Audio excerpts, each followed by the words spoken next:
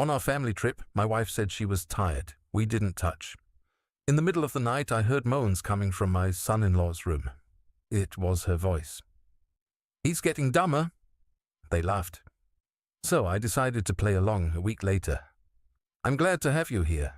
Follow my story until the end and comment the city you're watching from so I can see how far my story has reached. My name is John, and at 64 years old, I thought I knew everything there was to know about my family. I had been married to Margaret for 37 years, raised our daughter Sarah, and welcomed Vincent as our son-in-law with open arms. We were supposed to be the perfect family, the kind you see in holiday commercials. But that night at the lake house, everything I believed about my life crumbled in a matter of minutes. The trip was Margaret's idea. She had been insisting for months that we needed family time, that we were all growing apart. Sarah and Vincent had been married for 3 years, and Margaret kept saying we needed to bond more as a family. I agreed because I wanted to make her happy. I always wanted to make her happy. We rented this beautiful cabin overlooking Lake Tahoe for a long weekend in September. The fall colors were just starting to show, and the air had that crisp feeling that made everything seem perfect. I had been looking forward to this trip for weeks. Margaret had been distant lately, always tired, always stressed about something. I thought maybe getting away from everything would bring us closer together. The first day went well enough. We grilled burgers on the deck, played some card games, and talked about Sarah's new job at the marketing firm. Vincent was his usual charming self, making jokes and keeping everyone entertained. He had always been good at that, making people feel comfortable around him. That's probably why I trusted him so completely. But I noticed something that first evening. Margaret barely touched her food, and when I tried to hold her hand during our walk around the lake, she pulled away. She said she wasn't feeling well, that the altitude was getting to her. I believed her. I always believed her. That night, Margaret went to bed early. She said she had a headache and just needed to rest. I stayed up a little longer, reading a book by the fireplace, while Sarah and Vincent watched a movie. Around 10:30, they said their goodnights and went to their room, which was right next to ours in the small cabin. I went to bed around 11, careful not to wake Margaret. She was lying on her side, facing away from me, breathing evenly. I thought she was asleep. When I tried to put my arm around her, she mumbled something about being too tired and moved further away. It stung a little, but I figured she really was just exhausted from the drive and the change of environment. I must have dozed off around midnight when I heard it. At first I thought I was dreaming. There were sounds coming from the room next to ours, muffled voices, movement. The walls in the cabin were thin, and sound carried easily between the rooms. I lay there trying to figure out what it was when I heard something that made my blood run cold. It was Margaret's voice, not Sarah's. Margaret's. I sat up in bed, my heart pounding so hard I could hear it in my ears. I looked next to me, and the bed was empty. Margaret wasn't there. The bathroom door was open, and I could see it was dark inside. She wasn't there either. The sounds from the next room continued, and now I could make out voices more clearly.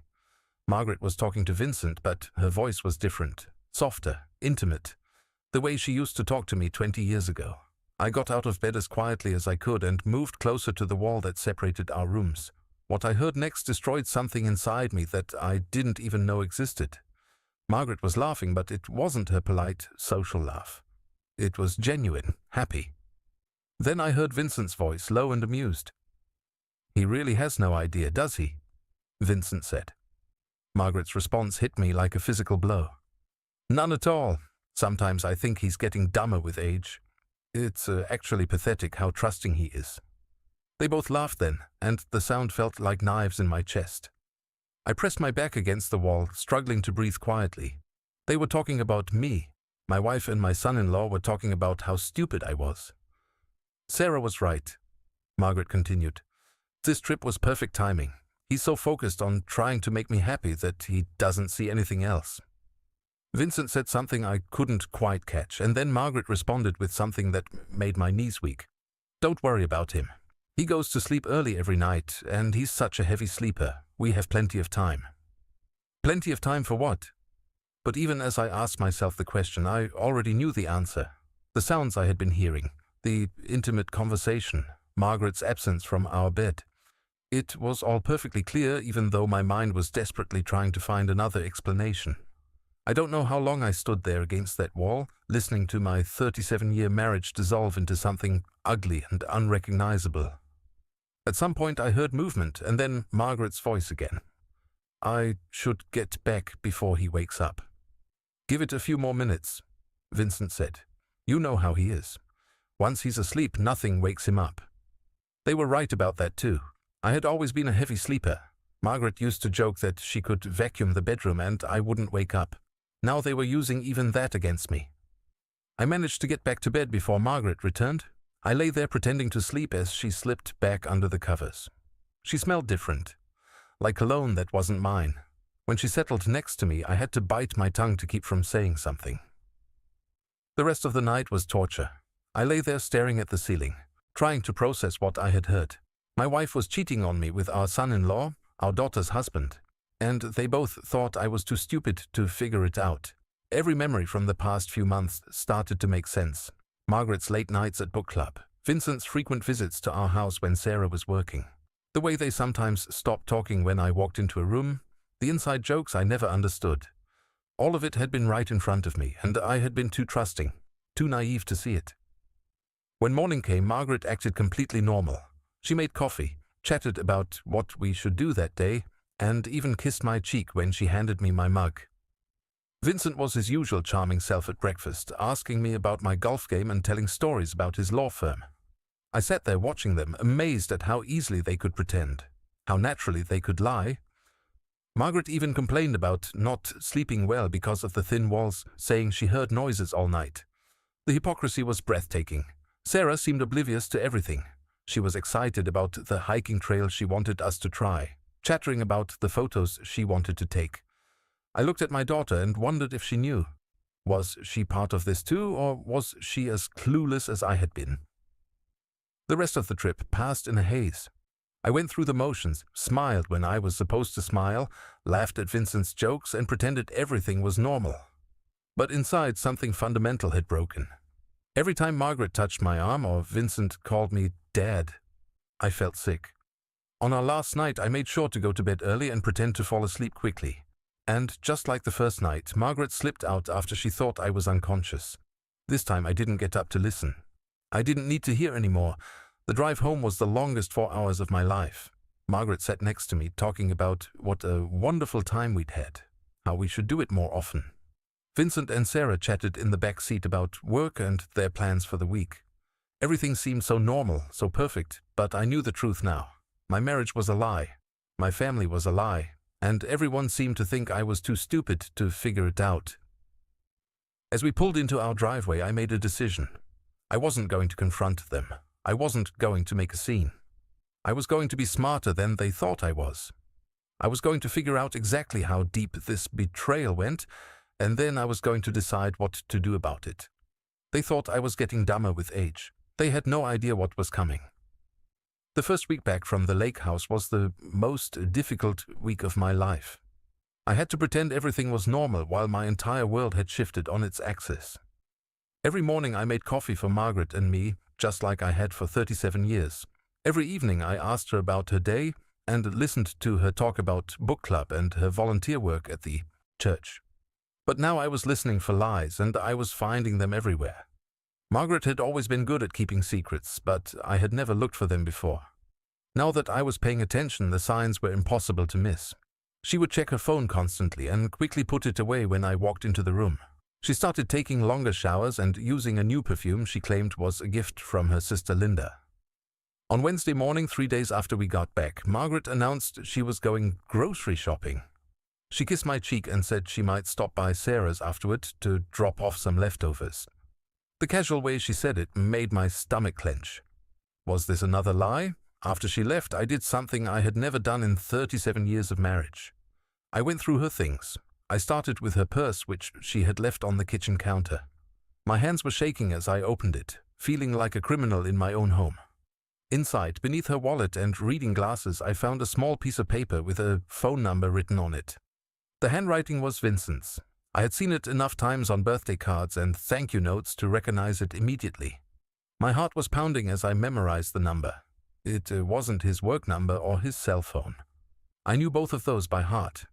This was something else, something secret. I put everything back exactly as I found it and went to my office. My hands were trembling as I dialed the number from my desk phone. Riverside Motel. A woman's voice answered. How can I help you? I hung up without saying anything. A motel. They were meeting at a motel. The rest of that day passed in a blur. When Margaret came home, she was humming softly and seemed unusually happy. She had bought flowers for the kitchen table and made my favorite pot roast for dinner. The guilt must have been eating at her, I thought, or maybe she was just happy about seeing Vincent. That evening, while Margaret was in the shower, I checked our cell phone bill online. We had a family plan that included Sarah and Vincent's phones, and I had access to all the usage details. What I found made me feel sick. Over the past 3 months, Margaret had exchanged hundreds of text messages with Vincent. Not just a few here and there, but constant communication. Sometimes 20 or 30 messages in a single day. And many of the calls were late at night, after I had gone to bed. I printed out the phone records and hid them in my desk drawer. The evidence was mounting, but I still didn't know how long this had been going on or how involved Sarah was. The next day, Margaret said she was going to book club. It was Thursday, which was her usual book club night, so I didn't think anything of it at first, but then I remembered the motel phone number. After she left, I drove to the parking lot, across from the library where her book club met. Margaret's car wasn't there. I sat in my car for 20 minutes watching the entrance, but she never showed up. I drove to the Riverside Motel. It was a rundown place on the edge of town, the kind of place that rented rooms by the hour. I parked where I could see the parking lot, but stayed far enough away that I wouldn't be spotted. Vincent's car was there, so was Margaret's. I sat in my car for 2 hours, feeling like my heart was being carved out of my chest with a dull knife. This wasn't just a moment of weakness or a mistake. This was deliberate, ongoing, planned. They had been meeting here regularly while I sat at home thinking my wife was discussing novels with her friends. When they finally emerged from the motel, I watched my wife of 37 years kiss another man in the parking lot. Not a quick peck, but a real kiss, passionate and intimate. The kind of kiss we used to share when we were young. I drove home and was sitting in my chair reading when Margaret walked in at 10:15. How was book club? I asked, not looking up from my book. Oh, you know how it is, she said, hanging up her coat. Linda talked too much about the characters' motivations, and Janet disagreed with everything. We barely got through chapter 12. She was so good at lying, so smooth and natural. I wondered how long she had been practicing. What book are you reading? I asked. She paused for just a second too long. Pride and Prejudice. I know we've read it before, but Sandra thought it would be good to revisit the classics. I nodded and went back to my book, but I made a mental note to check what book they were actually discussing. I had a feeling Margaret had no idea. Over the weekend, Vincent and Sarah came over for Sunday dinner, just like they did every week. Vincent helped me fix a loose board on the deck while Sarah and Margaret prepared the meal. As we worked together, he asked about my golf game and told me about a case he was working on at the law firm. He seemed so genuine, so concerned about my life and my interests. The whole time I kept thinking about him kissing my wife in that motel parking lot. During dinner, Margaret mentioned that she had signed up to help with the church's charity auction next month. She would be spending several evenings organizing donations and preparing displays. That sounds like a lot of work, Sarah said. Will you need help? Oh, no, dear, Margaret replied. Vincent actually offered to help me with some of the heavier items. Isn't that sweet of him? Vincent nodded earnestly. I'm happy to help, Margaret. Family takes care of family. I almost choked on my food. The audacity of it was breathtaking. They were planning their next round of secret meetings right in front of me and Sarah, using charity work as their cover. Sarah beamed at her husband. You're so thoughtful, honey. Mom, you're lucky to have such a helpful son-in-law. Yes, Margaret said, reaching over to pat Vincent's hand. I'm very lucky. The way she looked at him when she said it made my stomach turn. There was nothing motherly about that look. After they left, I helped Margaret clean up the dishes. She was humming again, that soft, happy sound that used to make me smile. Now it made me want to break something. Vincent really is a wonderful young man, she said as she loaded the dishwasher. Sarah is so lucky to have found him. I agreed, not trusting myself to say more. He reminds me of you when you were younger, she continued. So caring and attentive. The comparison made me feel physically ill. Was she really going to stand in our kitchen and compare me to the man she was cheating with? That night I lay in bed listening to Margaret breathe next to me. She fell asleep quickly, like she always did. No guilt was keeping her awake. No remorse was making her toss and turn. She was sleeping peacefully after lying to my face all evening. I stared at the ceiling and tried to figure out my next move. I could confront them, but what would that accomplish? They would just deny everything or make excuses. I could file for divorce, but after 37 years of marriage, Margaret would be entitled to half of everything I had worked for. Or I could keep investigating, find out exactly how long this had been going on and whether Sarah knew about it. Get all the facts before I made any decisions. On Monday morning, I called the library and asked about the book club schedule. The librarian was very helpful. She told me that the Thursday evening book club had been suspended for the month due to renovations in the meeting room. They wouldn't resume until the first week of November. Margaret had been lying about book club for at least a month, maybe longer. I spent the rest of the week watching and listening. I paid attention to every phone call, every text message, every excuse to leave the house. The pattern was clear once I knew what to look for. Book club on Thursday nights, charity work on Saturday afternoons, grocery shopping that took 3 hours, visiting her sister Linda who lived 40 minutes away. Every excuse was reasonable, believable, and completely false. By Friday I had enough evidence to prove the affair, but I had a terrible feeling that this was just the beginning. The way they had talked about me at the lake house, calling me stupid and gullible, suggested something bigger, something worse. I needed to know what they were really planning. Saturday morning, Margaret announced she was going to Linda's house to help her organize her closet. She would probably be gone most of the day. After she left, I did something that felt both necessary and horrible. I searched our bedroom. In Margaret's jewelry box, tucked behind her pearl earrings, I found a key I didn't recognize. It was small, like a safe deposit box key. We had one safe deposit box at First National Bank, and I had both keys to that one. This was something else, something secret. I put the key back and continued searching. In her nightstand drawer, beneath some old magazines, I found a manila envelope. Inside were documents I didn't understand at first. Bank statements for accounts I had never seen, insurance papers with beneficiary information that had been changed without my knowledge, and at the bottom of the envelope, a business card for a private investigator. My hands were shaking as I read the investigator's name and phone number. Why would Margaret need a private investigator? What was she investigating? Then I found the notes written in Margaret's handwriting. Pages of information about my daily routine, my health appointments, my medications, my business dealings. She had been documenting everything about my life in meticulous detail. At the bottom of the last page, in Margaret's careful script, were the words that made everything clear. Memory issues becoming more pronounced, confusion about dates and appointments increasing. May need medical evaluation soon. I sat on our bed holding those papers, finally understanding what was happening. Margaret wasn't just cheating on me with Vincent. She was planning to have me declared mentally incompetent. They thought I was getting dumber with age, but they were helping that process along. They were documenting fake evidence of my mental decline, probably to gain control of my finances and medical decisions. The betrayal was so much deeper than I had imagined. This wasn't just about sex or even love. This was about money, power, and control.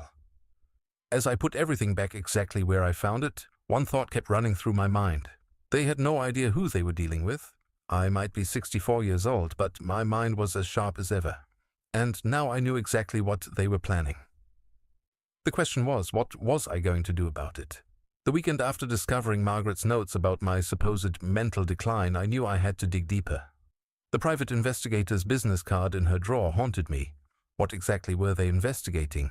And how long had this conspiracy been in motion? On Monday morning, Margaret left for what she claimed was a doctor's appointment. She had been making a lot of medical appointments lately, which I now realized was probably part of their plan to establish some kind of medical record. After she left, I called the private investigator whose card I had found. "Davidson Investigations," a gruff male voice answered. "Yes, I'm calling about an investigation you're conducting for Margaret Holloway," I said, trying to sound authoritative. "I'm sorry, sir, but I can't discuss active cases over the phone." You'll need to come in with proper identification and authorization." "This is regarding my own case," I said. "I'm John Holloway, Margaret's husband." There was a long pause. "Sir, according to my files, you're not authorized to receive information about this investigation.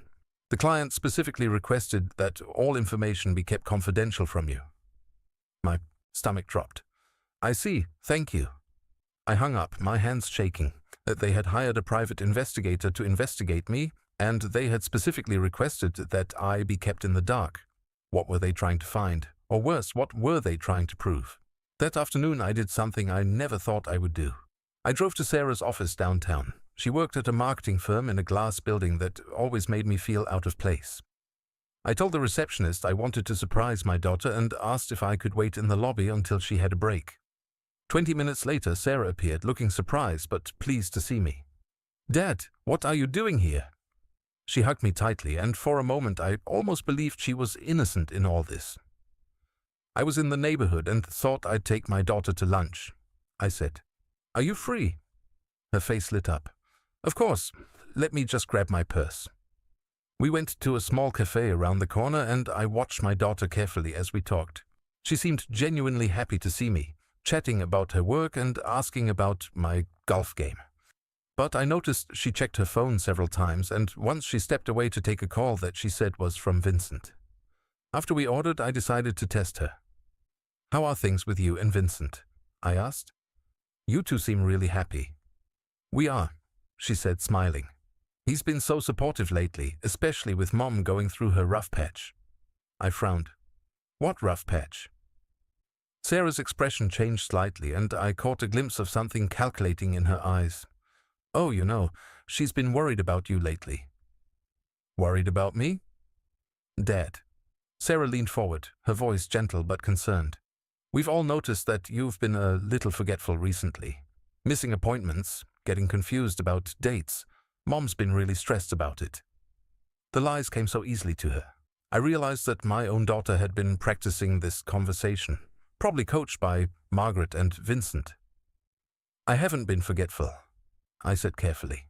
Sarah gave me a sad smile. "That's part of the problem, Dad. People with memory issues often don't realize they're having them.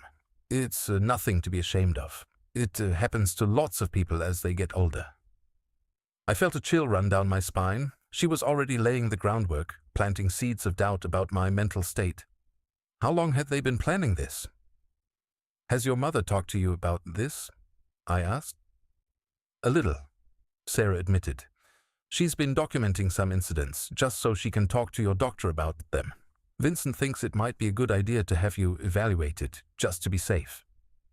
There it was. Vincent was involved in the medical conspiracy too, probably using his legal expertise to help them build a case for incompetency. "What kind of incidents?" I asked, keeping my voice neutral. Sarah looked uncomfortable. "Well, like last month when you forgot about dinner at our house. We waited for 2 hours before Mom called you, and you seemed confused about what day it was." I remembered that evening clearly. Margaret had told me dinner was cancelled because Sarah wasn't feeling well. I had never forgotten about any dinner. They were creating false incidents, manufacturing evidence of my mental decline. "And Vincent noticed that you seemed disoriented at the lake house," Sarah continued. "You kept asking the same questions and seemed confused about the sleeping arrangements." This was getting worse by the minute. Vincent had been taking notes too, documenting fake evidence to support their case. The sleeping arrangements comment was particularly cruel since I had been completely oriented that night, oriented enough to discover their affair. "I see," I said, forcing myself to stay calm. "And what does Vincent think should be done?" "He thinks we need to be proactive," Sarah said. "Maybe talk to a specialist, get some tests done. He's actually researched some excellent facilities that specialize in memory care." Memory care facilities? They weren't just planning to have me declared incompetent, they were planning to have me institutionalized. The rest of lunch passed in a blur. Sarah continued to express her concern for my well-being while subtly reinforcing the narrative that I was losing my mental faculties. She was good at it, almost as good as Margaret. The apple didn't fall far from the tree. As I drove home, I tried to process what I had learned. This wasn't just about an affair anymore. This was a coordinated effort involving my wife, my son-in-law, and my daughter to have me declared mentally incompetent so they could gain control of my assets and my life. The timeline was becoming clearer. The affair between Margaret and Vincent was probably the catalyst, but the financial conspiracy had grown from there. With me out of the way, they could access my retirement accounts, my life insurance, and the house. Margaret would be my legal guardian, able to make all decisions about my care and my money. That evening, Margaret came home from her supposed doctor's appointment looking tired but satisfied. She had that same expression she used to get when she finished a particularly challenging project. "How was your appointment?" I asked. "Oh, fine," she said vaguely. "Just routine blood work." I knew she was lying. The doctor's office she claimed to visit was in the same building as the private investigator. I had checked. After dinner, Vincent called. Margaret took the call in the kitchen, speaking in low tones. I pretended to watch television, but strained to hear the conversation. "Yes, he seemed fine today," she was saying. "Sarah talked to him at lunch, and she said he responded well to the suggestions." There was a pause while Vincent spoke. "No, I don't think he suspects anything yet," Margaret continued. "The incidents we've documented should be enough to establish a pattern. Dr. Harrison thinks we can move forward with the evaluation next week." Dr. Harrison. Another name to investigate. "Vincent, honey, I know this is hard." Margaret's voice had taken on that intimate tone I had heard at the lake house. "But it's necessary. He can't take care of himself much longer, and this way we can make sure he gets the care he needs." The hypocrisy was staggering. They were going to destroy my life and tell themselves they were doing it for my own good. After Margaret hung up, she came back to the living room and sat next to me on the couch. She even took my hand, stroking it gently. "John, I've been thinking," she said softly. "Maybe we should schedule you for a physical. It's been a while, and I want to make sure you're taking care of yourself." "I feel fine," I said. "I know, honey, but prevention is important, especially at our age." She squeezed my hand. "I worry about you." The concern in her voice sounded so genuine. If I hadn't overheard her phone conversation, I might have believed her. "What kind of physical?" I asked. "Just the usual tests. Maybe some cognitive assessments, too. Dr. Harrison is excellent with older patients. He specializes in age-related health issues." There was Dr. Harrison again. The pieces were falling into place. "Okay," I said. "If it makes you feel better." Margaret smiled and kissed my cheek. "It would. I love you, John. I just want what's best for you." The lies were flowing so easily now that I wondered if she even remembered what the truth looked like. That night I lay awake thinking about my daughter's involvement in this conspiracy. The affair between Margaret and Vincent was devastating enough, but Sarah's participation felt like a deeper betrayal. She was my child, my little girl. I had taught her to ride a bike, helped her with homework, walked her down the aisle on her wedding day. Now she was actively working to have me declared mentally incompetent. The next morning I made a decision. I needed to understand exactly how deep this went and who else might be involved. I called in sick to my part-time consulting job and spent the day conducting my own investigation. First I drove to Dr. Harrison's office. It was in a medical complex downtown, and according to the directory, he specialized in geriatric psychiatry and competency evaluations. I sat in the parking lot and watched the building for an hour. Margaret's car never appeared, but I wanted to get a feel for the place where they planned to have me evaluated. Next, I went to the courthouse and looked up Vincent's name in the public records. What I found made my blood run cold. Over the past 6 months, Vincent had been researching guardianship laws and had requested copies of several competency hearing transcripts. He had been studying how to have someone declared mentally incompetent. But the worst discovery came when I searched for recent property transfers. 3 weeks ago, Margaret had quietly transferred the deed to our house into a trust that named Vincent as the successor trustee in case of my incapacity. Our house?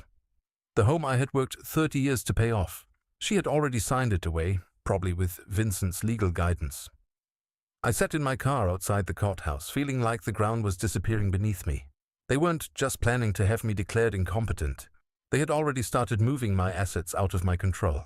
That afternoon I did something that felt both necessary and heartbreaking.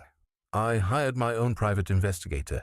James Morrison came highly recommended and specialized in family investigations. He was about 50, with graying hair and kind eyes that had probably seen every form of human betrayal imaginable. I told him everything. About the affair, about the conspiracy, about the false documentation of my mental decline. He listened without judgment, taking notes and asking clarifying questions. "How long do you think this has been going on?" he asked. "The affair may be 6 months," I said. "But the financial conspiracy feels more recent, maybe 3 or 4 months. And your daughter is definitely involved." I nodded, my throat tight. "She's been helping them build the case for my incompetency, creating false incidents, coaching conversations." Morrison was quiet for a moment. "Mr. Holloway, I have to ask this directly. Do you have any actual memory or cognitive issues?" "None," I said firmly. "I'm 64 years old, but my mind is sharp. I remember everything clearly, including details they think I've forgotten." "Good," he said, "because what they're doing is not just morally reprehensible, it's illegal. If we can prove conspiracy to commit fraud and elder abuse, there could be serious legal consequences for all of them." For the first time in weeks, I felt a glimmer of hope. I wasn't just the victim in this story anymore. I was going to fight back. "What do you need from me?" I asked. Morrison smiled grimly. "Everything you've told me, plus whatever evidence you can safely gather. And, Mr. Holloway, don't let them know you're onto them. The element of surprise is going to be crucial when we expose what they've been doing." I shook his hand and left his office feeling something I hadn't felt in weeks. Powerful. They thought they were dealing with a confused old man who was losing his mind. They were about to discover just how wrong they were. The hardest thing about the next few weeks wasn't discovering the depth of my family's betrayal. It was pretending to be the confused, declining man they needed me to be while secretly gathering evidence to destroy their plans.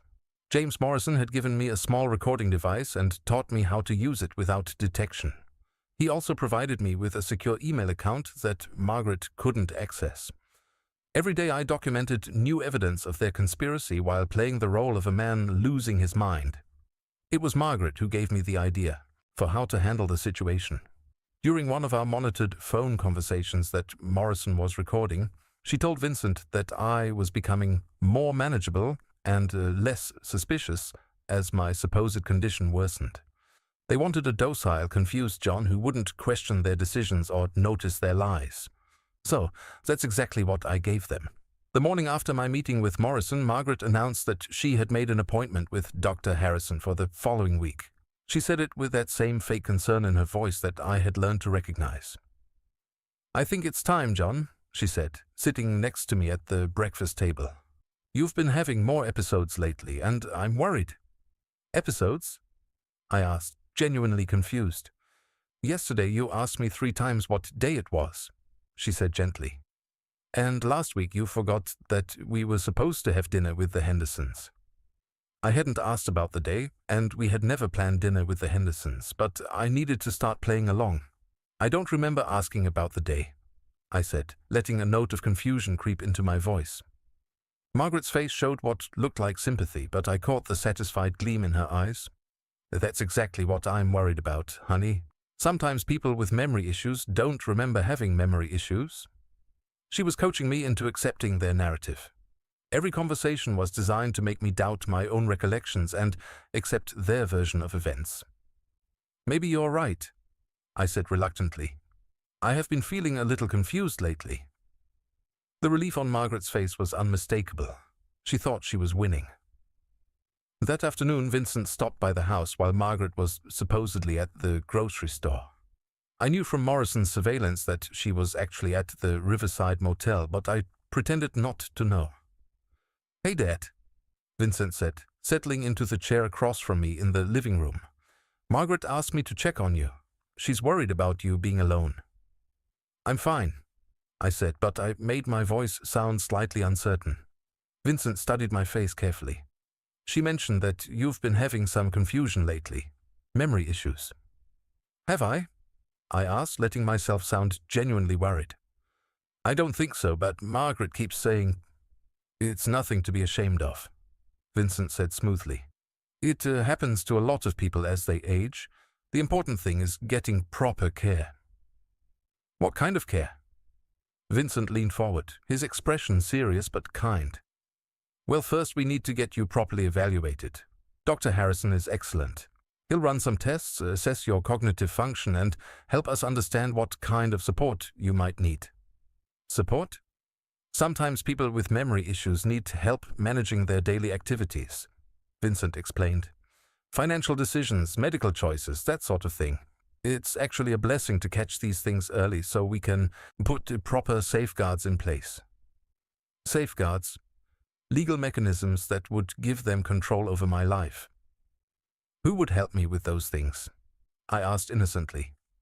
Margaret, of course. She's your wife and closest family member. Legally, she would be the best person to serve as your guardian if it comes to that. There it was. The endgame laid out clearly. Margaret would become my legal guardian, able to make all decisions about my money, my medical care, and my living situation. And you'd help her? I asked. Vincent smiled warmly. Of course, Dad. Family takes care of family. Sarah and I would do whatever we could to support Margaret in taking care of you. The way he said taking care of you made my skin crawl. They weren't planning to take care of me. They were planning to warehouse me somewhere while they spent my money and lived their secret life together. After Vincent left, I went to my office and called Morrison. They're moving faster than we thought, I told him. The appointment with Dr. Harrison is next week, and Vincent basically outlined their whole plan for guardianship. Good, Morrison said.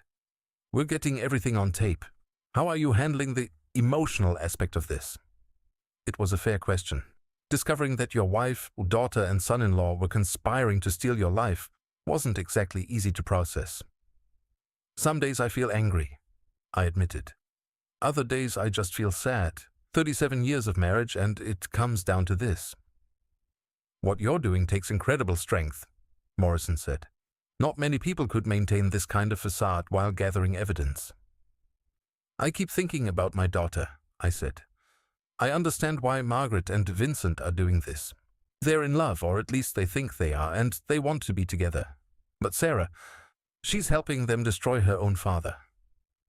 Some people will do anything for money, Morrison said quietly, even betray their own family. That evening Sarah came over for dinner. It was a regular Tuesday night, nothing special, but I watched her differently now. She hugged me when she arrived, asked about my day, and seemed genuinely concerned when I mentioned feeling a little foggy lately.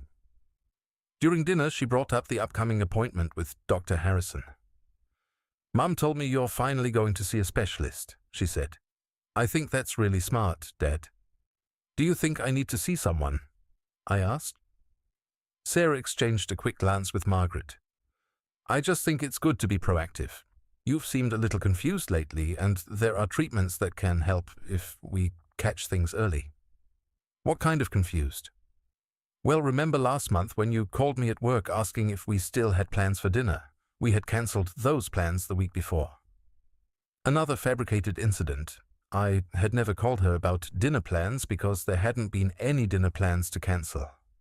I don't remember calling you, I said, which was true. That's what I mean, Dad, Sarah said gently. Sometimes you don't remember things that just happened. Margaret reached over and patted my hand. It's going to be okay, honey. We're going to make sure you get the help you need.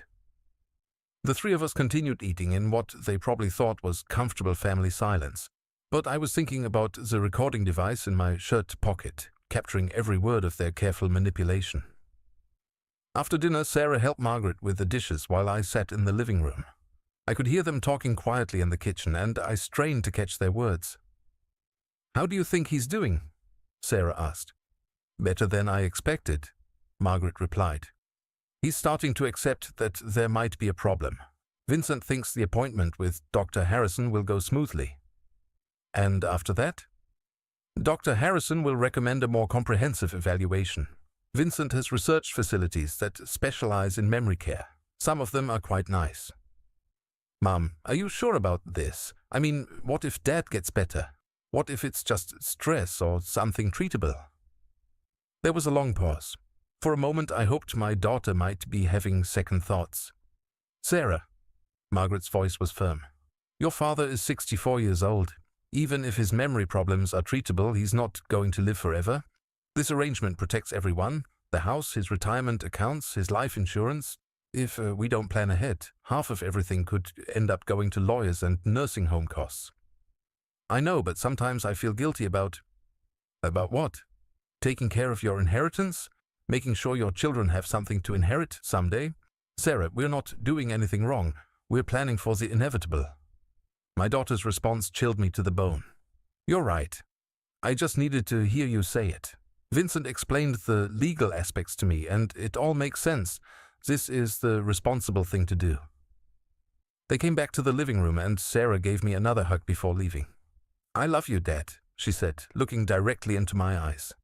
"I love you too, sweetheart," I replied, and meant it despite everything. That was the tragedy of all this. I did still love my daughter, even though she was actively participating in destroying my life.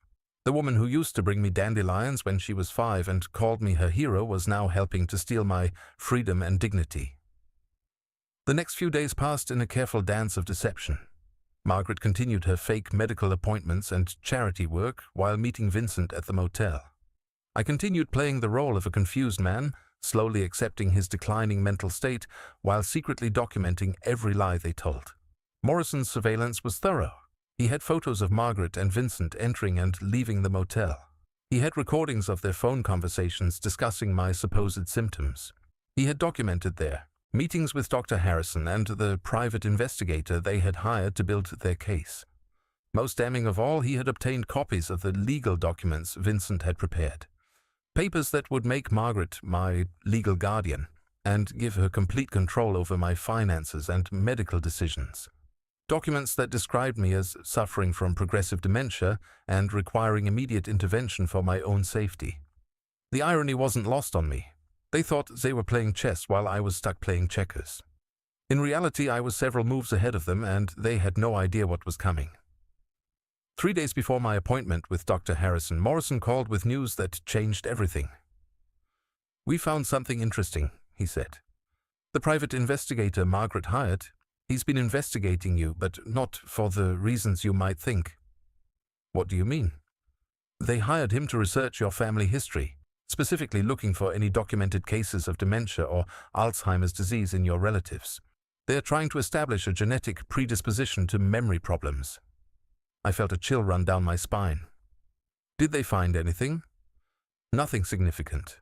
Your father died of a heart attack at 78 with no memory issues. Your mother lived to 86 and was sharp as a tack until the end. But here's the interesting part. They've been paying this investigator to falsify his report." "Falsify it how?" "They want him to document a family history of early-onset dementia that doesn't actually exist. Medical records that show your father and grandfather both suffered from progressive memory loss." The conspiracy was even deeper than I had imagined.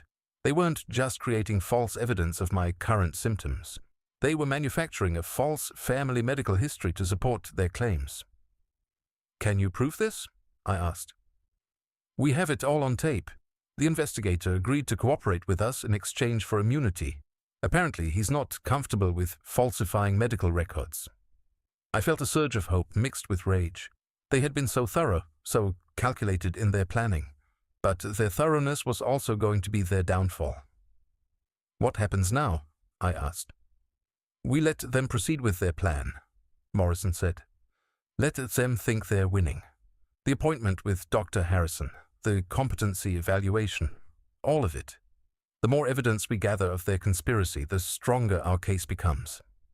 And then we expose everything, all at once when they least expect it." I hung up the phone and sat in my office thinking about the 3 people I had loved most in the world. My wife of 37 years who was cheating on me and planning to have me institutionalized. My daughter who was helping to orchestrate the theft of my freedom and dignity. And my son-in-law who was using his legal expertise to destroy my life while pretending to care about my well-being. They had no idea that their victim was fighting back, but they were about to find out.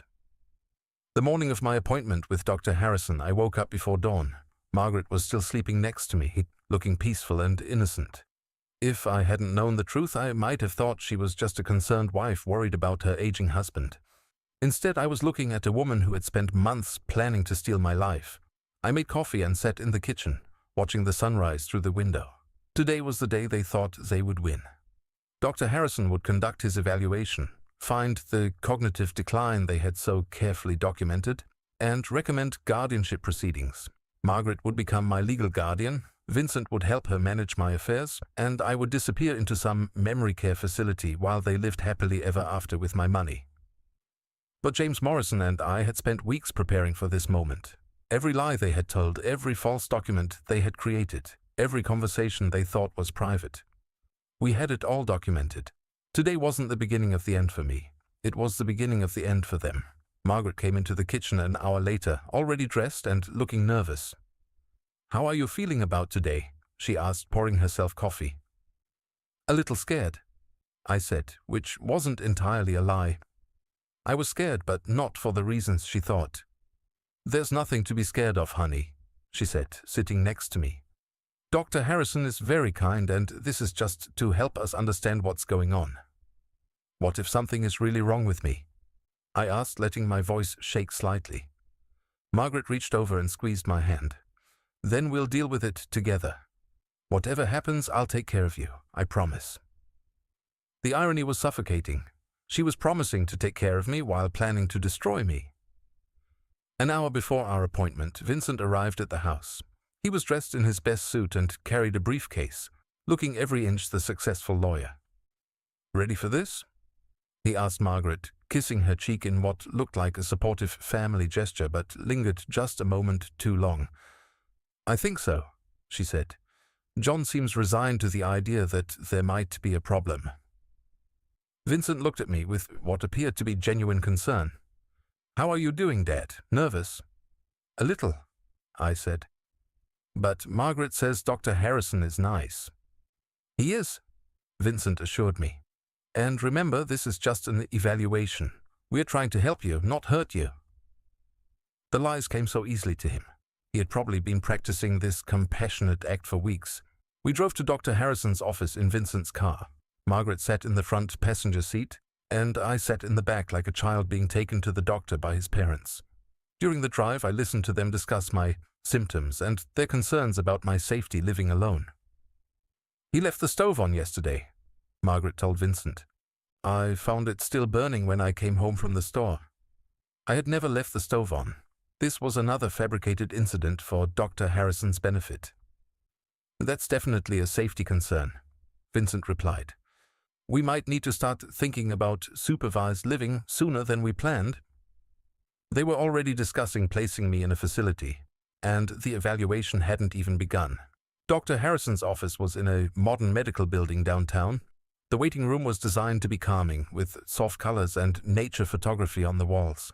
We checked in with the receptionist, and I noticed Vincent handed her an envelope that was probably full of the false documentation they had prepared.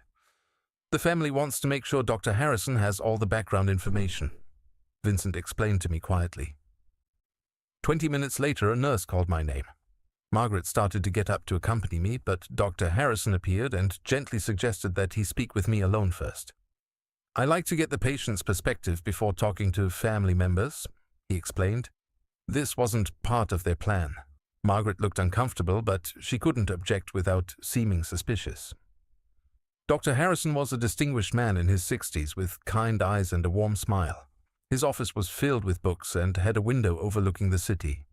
He gestured for me to sit in a comfortable leather chair while he sat behind his desk. "Mr. Holloway, thank you for coming in today," he said.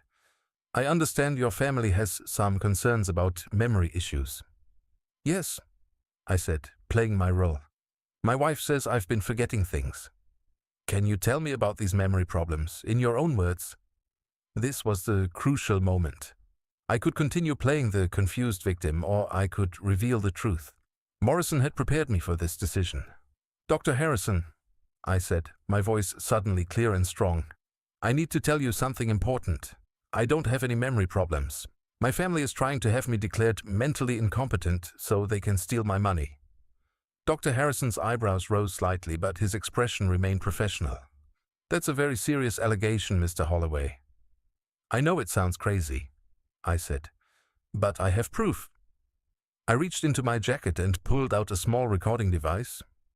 Everything I'm about to tell you is documented. My wife is having an affair with my son-in-law, and together with my daughter, they've been fabricating evidence of cognitive decline for months. Dr. Harrison leaned back in his chair, studying my face carefully. Mr. Holloway, I need to ask you some questions to assess your mental state. Are you hearing voices? Do you feel like people are plotting against you? I know how this sounds, I said calmly, but paranoia and reality can look very similar from the outside.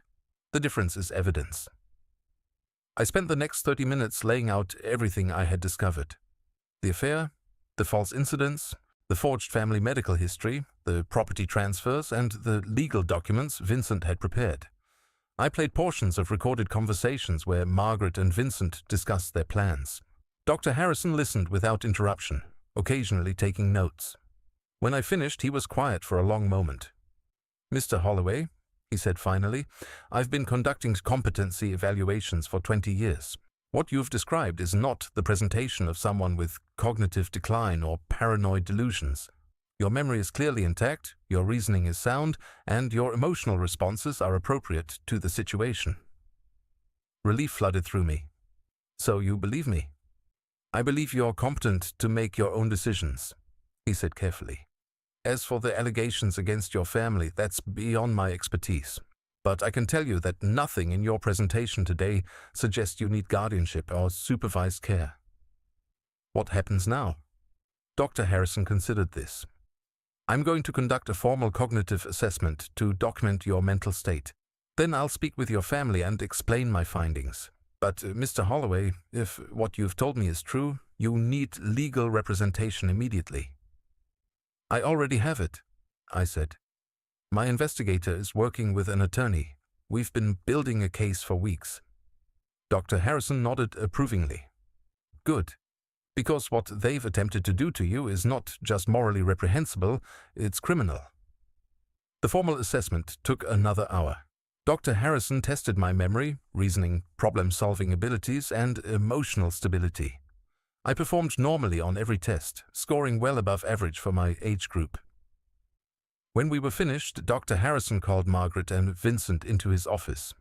They entered looking expectant, probably anticipating confirmation of my supposed decline. Thank you both for bringing Mr. Holloway in today, Dr. Harrison began. I've completed my evaluation. And? Margaret asked, her voice tight with anticipation. Mr. Holloway shows no signs of cognitive impairment, dementia, or any other mental health condition that would affect his ability to make independent decisions. The silence in the room was deafening. Margaret's face went pale and Vincent's confident expression cracked. But the incidents we documented, Margaret started. I've reviewed your documentation, Dr. Harrison said, his tone becoming cooler. And I've spoken with Mr. Holloway at length about these alleged incidents. His recollection of events differs significantly from yours. Vincent leaned forward, his lawyer instincts kicking in. Doctor, sometimes patients with early cognitive decline don't recognize or remember their symptoms. That's true, Dr. Harrison agreed. But Mr. Holloway's cognitive function is excellent. His memory is intact, his reasoning is sound, and he shows no signs of confusion or disorientation. So, what are you saying? Margaret asked, her voice barely a whisper. I'm saying your husband doesn't need guardianship, supervised care, or any other intervention. He's perfectly capable of managing his own affairs. The room fell silent again. I watched my wife and son-in-law absorb the fact that their carefully constructed plan had just collapsed. There must be some mistake, Vincent said. We have months of documented incidents. Yes, Dr. Harrison said, his voice becoming stern. I'd be very interested to know how those incidents were documented and by whom. Margaret stood up abruptly. I think there's been a misunderstanding. We should go. Actually, I said, speaking for the first time since they entered the room, I think we should clear up this misunderstanding right here. They both turned to look at me, and for the first time in months they weren't looking at a confused old man they could manipulate. They were looking at someone who knew exactly what they had been doing. Sit down, Margaret, I said quietly. We need to talk. The fear in her eyes was unmistakable. Vincent reached for her arm, but she shook him off and sat back down. Dr. Harrison, I said, would it be possible for us to have some privacy? Of course. I'll be in the outer office if you need anything. After he left, the three of us sat in silence for a moment. Margaret was staring at her hands, and Vincent was watching me with the expression of a lawyer who had just realized his case was falling apart. How long have you known? Margaret asked finally. Since the lake house, I said. I heard you together that first night. She closed her eyes and tears started running down her cheeks. But I felt no sympathy for her. These weren't tears of remorse. They were tears of someone who had been caught. John, Vincent said, I think we all need to calm down and discuss this rationally. Rationally? I repeated. You want to discuss rationally how you plan to have me declared mentally incompetent so you could steal my life savings and sleep with my wife? It's not like that, Margaret said, but her voice lacked conviction. Then what is it like? I asked. Explain to me how documenting false incidents of memory loss and transferring property without my knowledge is anything other than theft and fraud. Vincent's legal training kicked in. John, I think you're misunderstanding some complex financial planning concepts. Am I? I pulled out my phone and played a recording of their conversation from the previous week where they discussed moving my retirement funds into accounts Margaret could control. The blood drained from Vincent's face as he heard his own voice discussing the legal mechanisms they would use to gain control of my assets. Where did you get that? Margaret whispered. I've been recording everything for weeks, I said. Every lie, every false incident you created, every plan you made to destroy my life. I have it all documented. Vincent stood up. I think we should leave, now. Sit down, Vincent, I said, and something in my voice made him comply. We're not done here. I looked at my wife of 37 years and my son-in-law who I had welcomed into our family with open arms. Here's what's going to happen, I said. You're going to go home and start packing. Because tomorrow morning you're both going to discover that there are consequences for trying to destroy an innocent person's life. Margaret looked up at me with desperate eyes. John, please, we can work this out. We can go to counseling. We can fix this. Fix what, Margaret? The fact that you've been cheating on me for months? The fact that you tried to have me declared mentally incompetent? The fact that you've already started stealing my property? She had no answer for that. Vincent made one last attempt to regain control. John, I understand you're upset, but you need to think carefully about what you're accusing us of. Making false allegations could have serious legal consequences for you. I smiled at him, and it wasn't a nice smile. Vincent, I'm 64 years old, but I'm not stupid. I know exactly what I'm accusing you of, and I have the evidence to prove every word of it. I stood up and walked to the door. You have until tomorrow morning to figure out how you're going to explain this to Sarah. Because after that, it's out of your hands. As I left Dr. Harrison's office, I felt something I hadn't felt in months. Powerful. They had thought they were playing chess with a confused old man. Tomorrow they would discover they had been playing with a master. I didn't go home after leaving Dr. Harrison's office. Instead, I drove to James Morrison's office and spent the rest of the afternoon finalizing our plan. By evening, everything was in place. Tomorrow would bring the end of the longest chess game of my life. That night, Margaret and I sat in our living room like strangers. She had tried several times to start a conversation, but I wasn't interested in her explanations or excuses. The time for talking had passed months ago when she decided to betray our marriage and conspire against my freedom. Around 9 o'clock, Vincent called. Margaret answered on speakerphone, probably thinking I was too defeated to pay attention to their conversation. How bad is this? Vincent asked without preamble. I don't know, Margaret replied, her voice shaky. He knows about us, and he knows about the guardianship plan. What about the recordings he mentioned? I don't know what he has, but Vincent, he's not the confused man we thought we were dealing with. He's been playing us this whole time. There was a long silence on Vincent's end.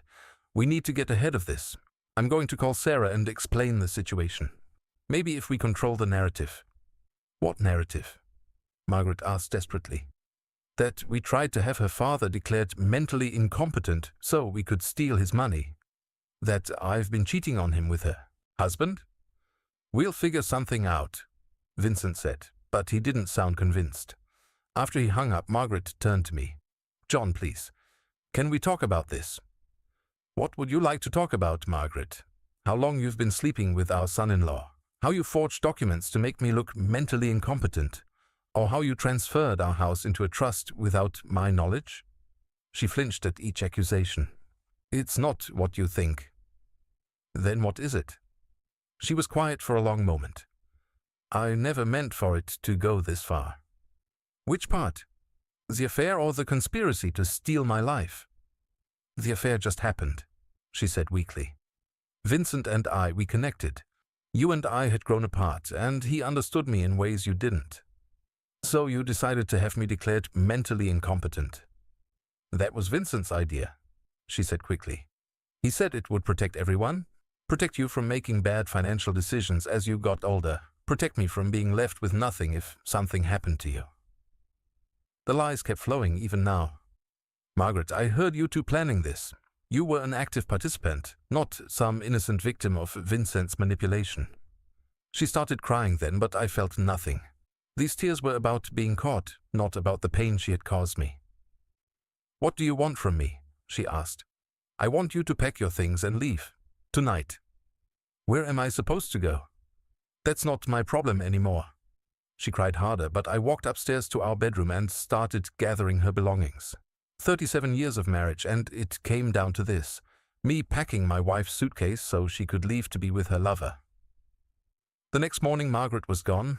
She had left sometime during the night, taking only the clothes I had packed and her jewelry. No note, no goodbye. After 37 years, she couldn't even muster the courage to say the words. At 10 o'clock, James Morrison arrived at my house with a team of attorneys and investigators. At the same time, similar teams were arriving at Vincent's law firm and at the house where Margaret was presumably staying. Are you ready for this? Morrison asked. I nodded. More than ready. The first confrontation happened at Vincent's office.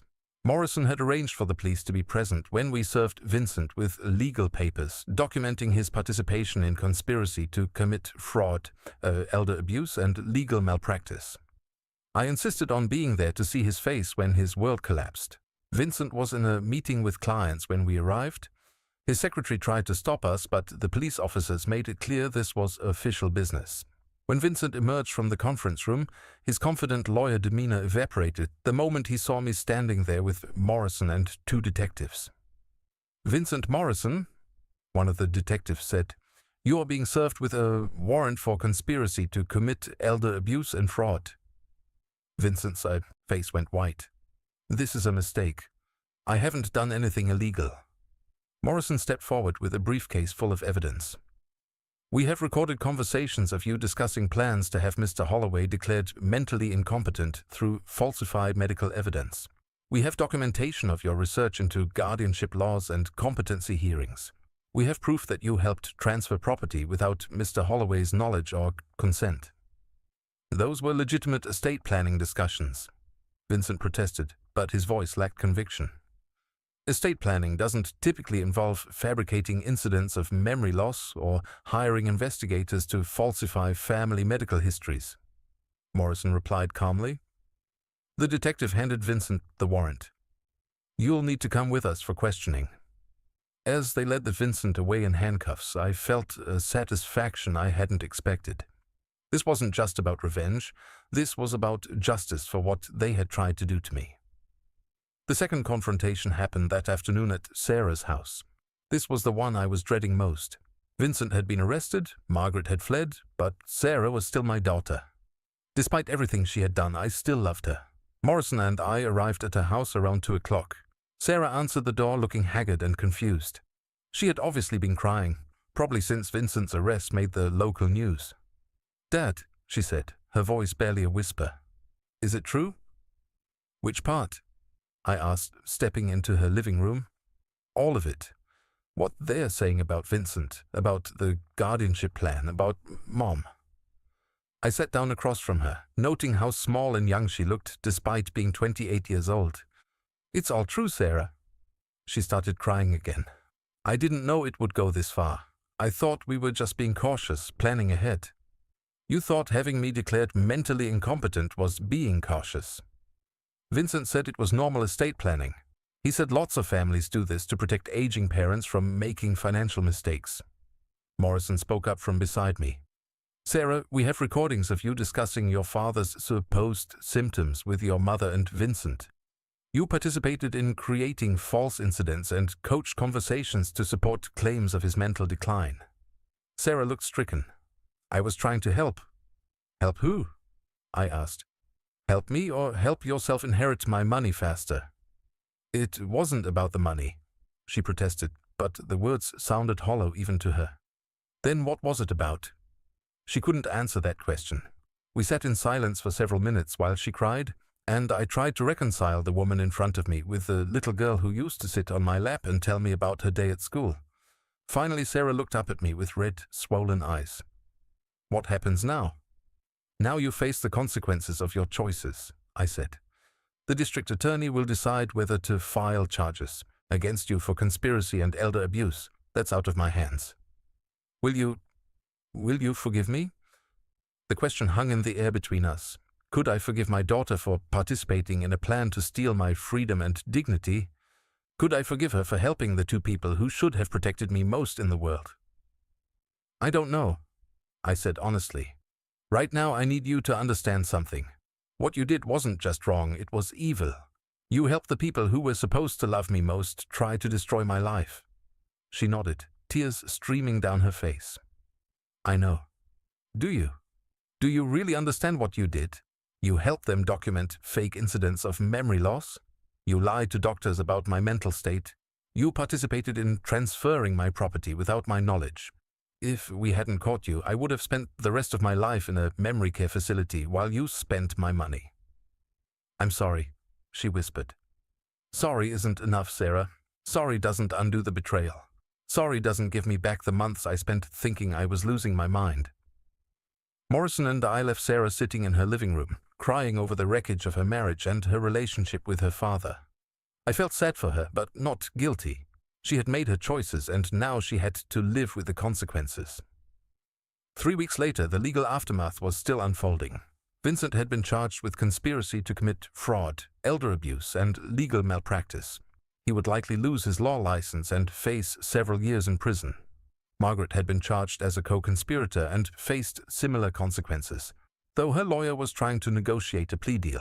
Sarah had cooperated with investigators and received immunity in exchange for her testimony against Vincent and Margaret.